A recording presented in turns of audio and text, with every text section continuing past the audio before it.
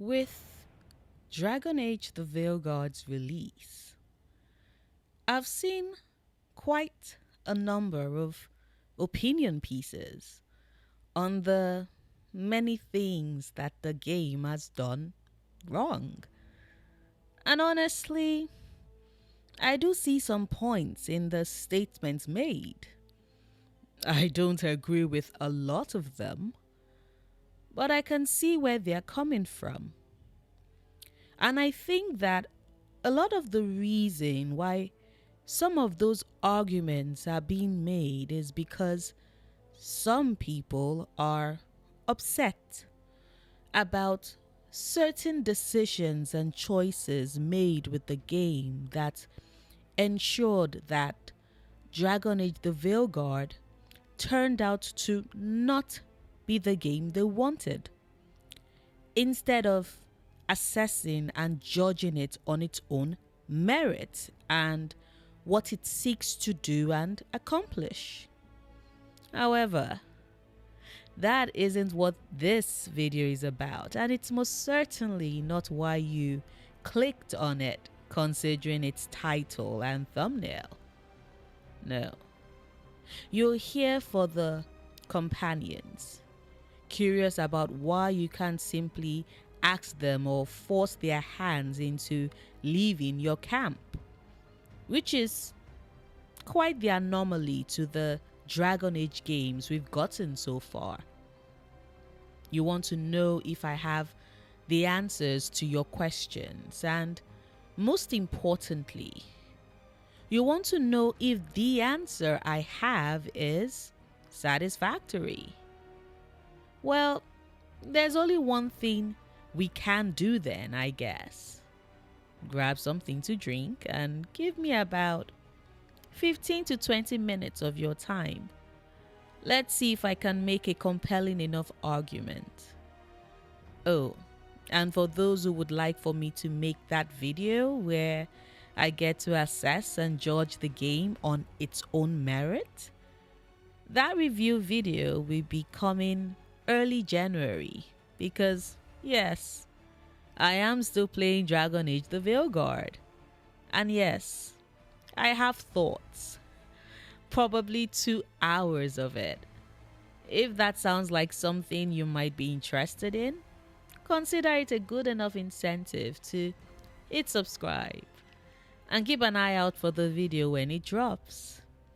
Also, just in case you're worried, there will be no spoilers in this video. I won't go into story spoilers, and the clips I am choosing will be edited to ensure that nothing is given away. So you can either watch or listen to this without any worries, no matter where you are in the game so far. Now, before I delve into talks of the companions, quick introduction. Hello, I'm Noria, and on this channel I talk about characters, themes, and stories across various media. Movies, TV shows, books, anime, and video games. If you're interested in watching me actually roleplay the character I created for my first playthrough of Dragon Age the Veilguard, then consider hopping across to my second channel. P.S. It's Noria. I'll leave the link to it in the description bar of this video. And with that out of the way, let's talk companions. To be precise, Dragon Age the Veilguard companions. Because here's the thing I've noticed. A lot of people who complain that Rook seems built to not be an absolute a-hole, even when they want to roleplay them as that, fail to fully realize the type of RPG that BioWare likes to make, and therefore where Rook as a protagonist fits into that. For my thoughts on why Rook is a BioWare protagonist, and a pretty good one too, I will refer you to the video I made to that effect. Rook and what makes a BioWare protagonist. And I have noticed that both those who are stuck on why Rook can't be role played as an asset, and those who can't fathom why BioWare didn't simply create companions that you, as a player character, can either ask to leave or annoy to the point of leaving, are often within the same sphere and are quite insistent that this is part of BioWare's grand design to sanitize the game. If I never see that stupid ass, it's like HR is in the room line, it wouldn't be soon enough. But see, I think in a lot of the conversations, the problem with how people approach that particular conundrum, at least to me, is that they are trying to force the more communal based companions of Dragon Age the Veilguard to fit the individualistic lens and desires of the companions from Dragon Age Origins and Dragon Age 2. What do I mean by that? The Veilguard companions are not present in the game and in your party as singular entities, but are instead your contact person for a much larger faction who are joined with you to serve the purpose of saving the world from the blighted gods. By virtue of how they are introduced into your party, it makes zero sense, zero narrative sense for them to be companions that can be kicked out or that can simply up and leave. Let me put this in better context, using Dorian Pavus as he is and appears in Dragon Age Inquisition, and Emmerich Volkaren as we get him in Dragon Age the Veilguard. Both of these men are necromancers who I absolutely adore. But the core fundamental difference, actually, one of the core differences, because they are very markedly different shades of necromancers, but a core narrative difference between Dorian and Emmerich is that Dorian shows up to the Inquisition of his own accord, seeking a way to contribute his personal efforts to the cause. He is in the South, not as a representative of Tevinter.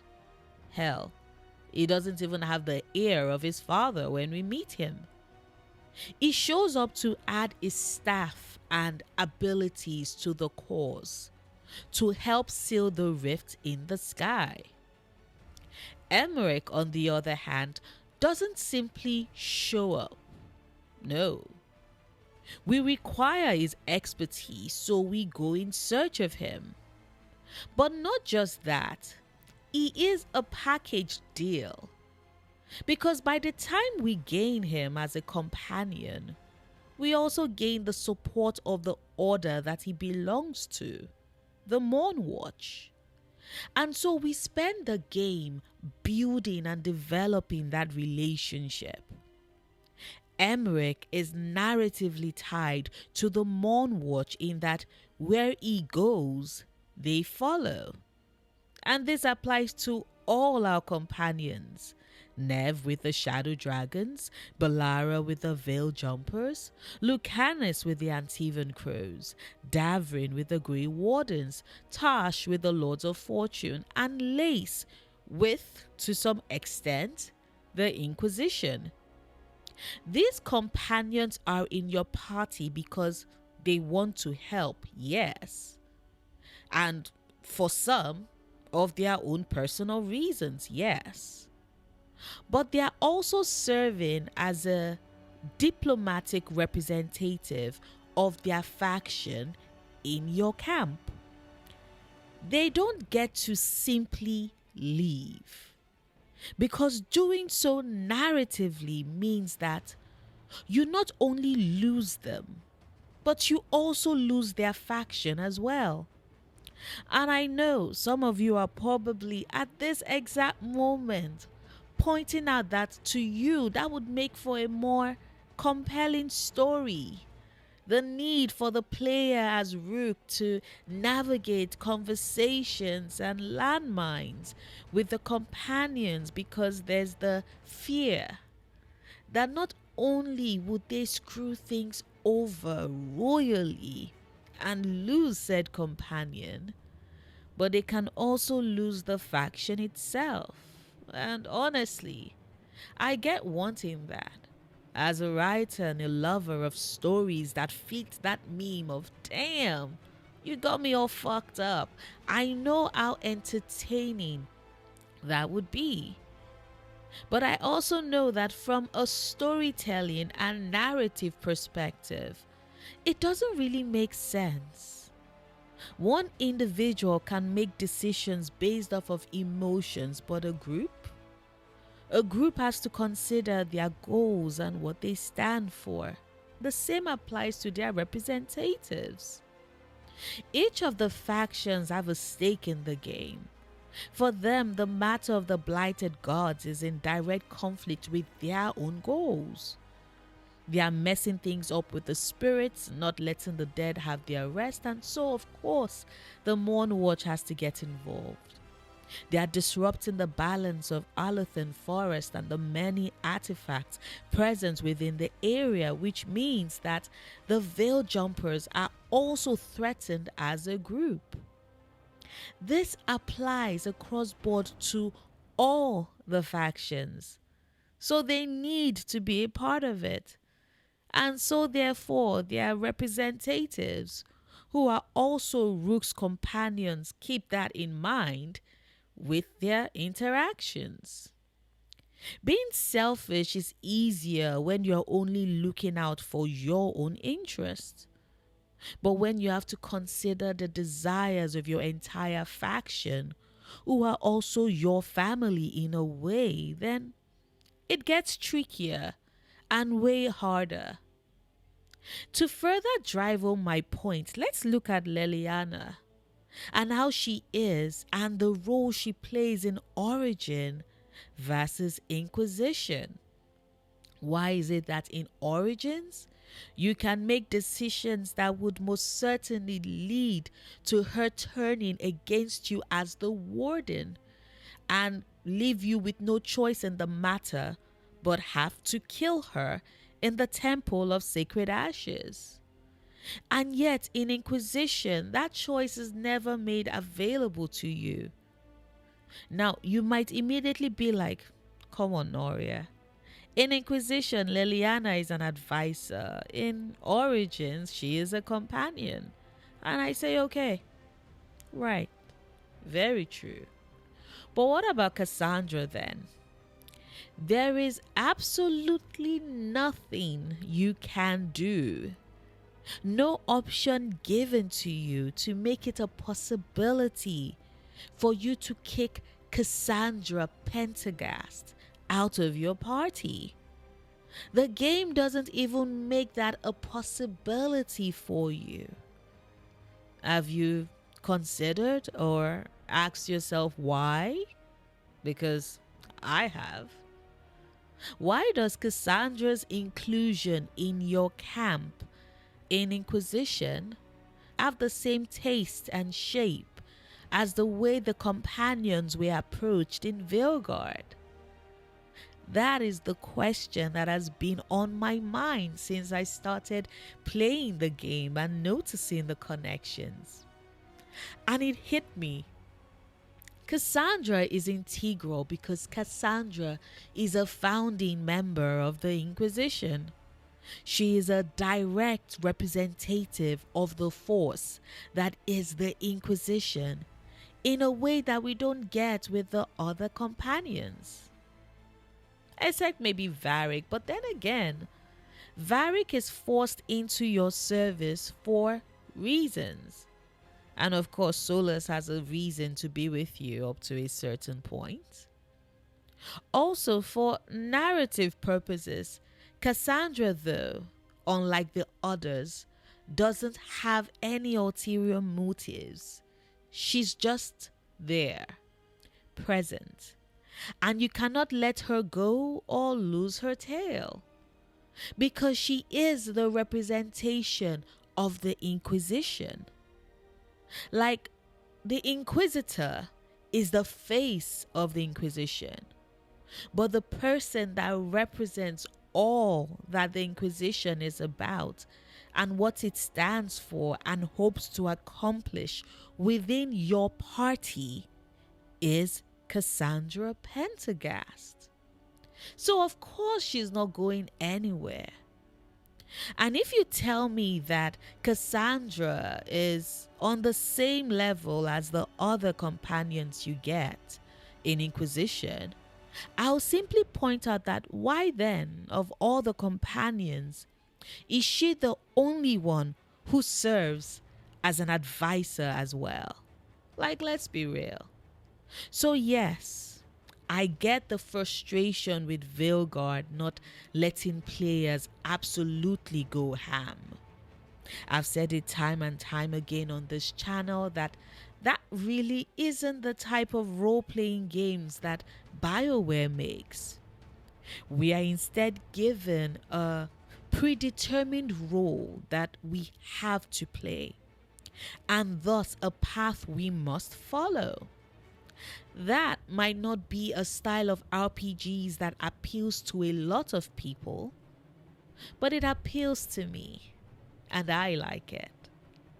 So the next time you're playing Veilguard and you wonder why exactly the companions can't simply up and leave, I will suggest you once again look at the story being told, the role they served within the narrative structure, their ties to their factions, which is a system that BioWare made extra important for this game, and consider maybe there's another reason why you can't just kick them out, aside of BioWare wanting to crimp your style. But hey, those are my thoughts. Maybe you disagree with them. That is fine. Games, like other pieces of media, are open to being interpreted and viewed in different ways and through different lenses. Same thing with the analysis we make of these pieces of media. So if you enjoyed what I've had to say, even if you don't necessarily agree with all of it, consider hitting the like button. If you didn't, hit the dislike button. The choice as always is yours, and I wouldn't begrudge you which you decide to do. But if you did enjoy this video, consider doing something a little more and maybe sharing it with others. It helps me reach a wider audience, turning them onto my channel, which in turn helps my channel grow and is incredibly supportive of my content. Speaking of support, a huge thank you to my Patreons who help me keep the lights on this channel. Thank you. You all mean the absolute world to me. If you would like to support me on Patreon, the link to do so is in the description box. I make new videos 3 times a week, Mondays, Wednesdays, and Fridays. Whilst you wait for new content from me, do check out my last Veilguard video, which I mentioned earlier in this one, about Rook and the making of the BioWare protagonist. I think I raised some pretty valid points in there, if I do say so myself. Until next time, do remember, obsessing over the things you love? Perfectly valid coping mechanism.